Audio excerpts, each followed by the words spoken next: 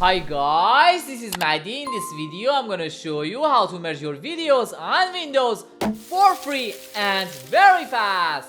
Let's start. In the first step, click on search icon. Then search video editor. After that, open the application.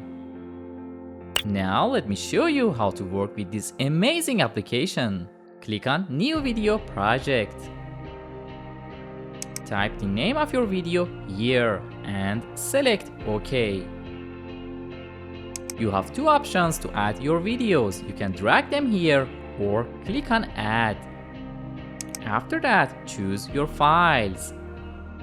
For example, I want to merge these two videos. After adding your videos, place the videos below in the order you want them to appear. Also, you can edit your videos very simple. For example, you can add text to your video.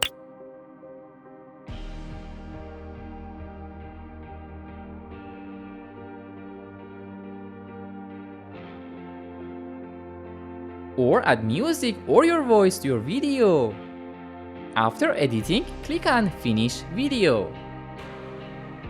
Here you can choose your video quality. Select Export. And finally, click on Export again. With this application, you can combine any number of videos you have very simple. Thank you so much for watching this video. See you soon in the next video.